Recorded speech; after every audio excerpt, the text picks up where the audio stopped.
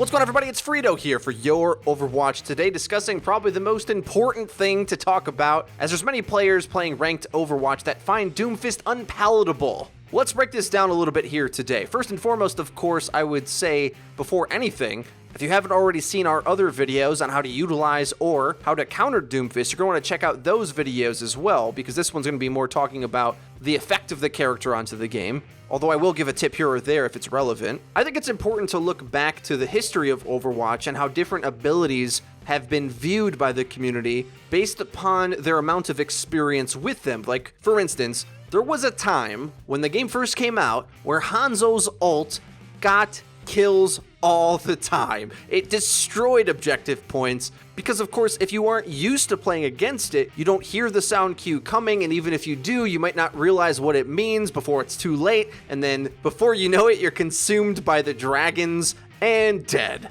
Another example, of course, is that Pharah's ultimate used to be able to kill the entire team. She finished the voice line back then, believe it or not. Before players learned what justice reigns from above means when they hear that in their headset and how to respond to it accordingly, it could be deemed as an incredibly powerful ability. Well, I think to a large degree, Doomfist's insta-kill is fairly similar. Of course, it's not an ultimate ability, but it does have a very clear sound cue to indicate how to react to the oncoming play that's being inflicted onto you. When watching a lot of Doomfist gameplay or players playing against Doomfist, I think the number one mistake that I see is players hearing the sound cue of Doomfist charging up his punch and then proceeding to turn around a corner to get smashed by it. And when I see that kind of thing, it really reminds me of those old school abilities that seemingly destroyed any player in its wake. I think once the entire community starts to realize that when you hear that sound cue,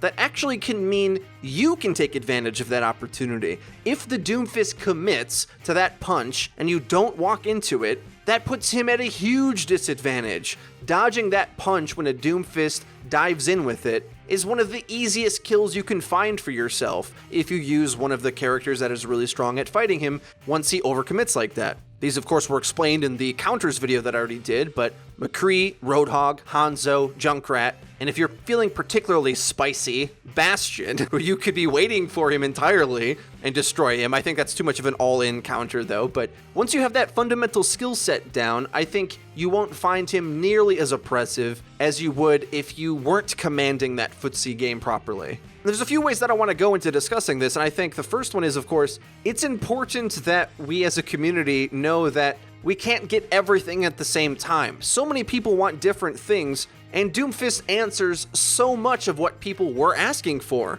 Players were saying that dive meta was unbeatable, the only thing you could run. Well, Doomfist rocket punches his way into the meta and takes a firm stance against mobility characters. He commands space in a way where it makes it impossible for that overly aggressive mobility playstyle to have its value that it used to. It's the most powerful crowd control that has been in the game since Roadhog's hook, which I know spawns a whole nother can of worms, where some players think that it's inconsistent for Blizzard to say that Roadhog's hook needed to be changed, but it's okay for Doomfist insta-kill to be in the game. But I think they're completely different issues. Roadhog was able to play in a safe position with 600 health, could heal himself, and from range could pull an enemy in for an insta-kill. There's been all sorts of tweaks, been all sorts of hook versions. I think we're on version 5 now. And perhaps we can say Roadhog as a character is over-nerfed. I'll talk about that a little bit more when we cover the PTR changes that we expect to be coming soon.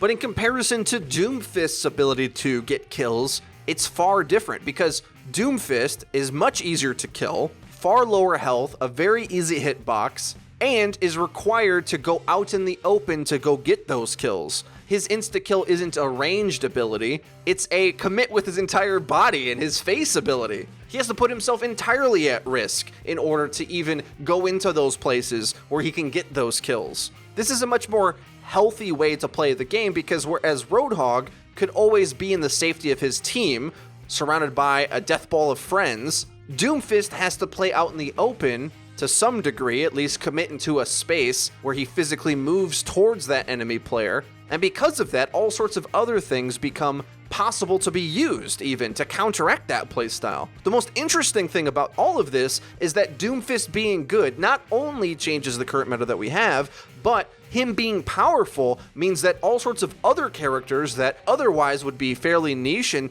oftentimes get considered troll picks in matchmaking, like Hanzo and Junkrat, now look sick against something. Those characters already were good at certain things and definitely undervalued in the community's mind, we think, but even more directly, are they good against Doomfist? Because that Doomfist that wants to invade in on your space, well, guess what? Scatter Arrow getting insta-kill on a character with a massive hitbox like Doomfist is way easier to get than traversing the map creatively like Doomfist does. Or we can talk about Junkrat's ability to crowd control him with his mind, or set a trap that he can't get through and gets trapped by. All sorts of things that are shaking up the game in such a way where it reinvents the assumptions that we've made about Overwatch. And I think this is important, that we identify the value of what Blizzard has done with the Doomfist launch, that other characters have been released not to have major impact into the game, but instead had to be slowly integrated to be useful in the game. And that doesn't make it feel like a hero is releasing and launching, it makes it feel like it's slowly trickling in and has to be assimilated into how Overwatch is played. I'd much rather a Doomfist punch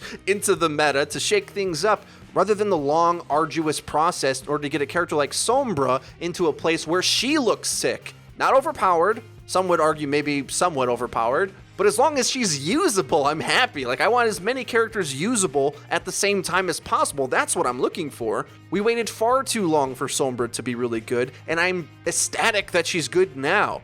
That kind of change-up really invigorates the interest into the game, and although it might lend you to have some frustrations in the short term, while this Doomfist character is killing me for free, it feels like, at least, I can't stop him, I can't do anything, it forces you to rethink about how you play the game. It makes other characters become strong once again, that otherwise maybe didn't have much of a place. And also, it drastically shakes up the meta that so many players have said they've wanted Blizzard to do. So overall, I have to say that we're behind Doomfist launching in this state. I'm so happy to say that Doomfist is a scary character that we have to all respect, and I think that's a much better world for us to live in rather than having to wean him in over time. Let me know what you think about this in the comment section down below. If you enjoyed the video, please leave a like. It really does help us out, lets us know that you're enjoying the content. If you haven't already, please subscribe because we upload each and every day, so you're going to hit the bell icon so that you get notified when our videos go live. Linked in the description, you can check out our Twitter and our Discord server where you can interact with our community and find teammates to pair up with. Find the Doomfist main of your dreams. That's been it for me. I've been FREEDO for Your Overwatch. I'll see you guys next time.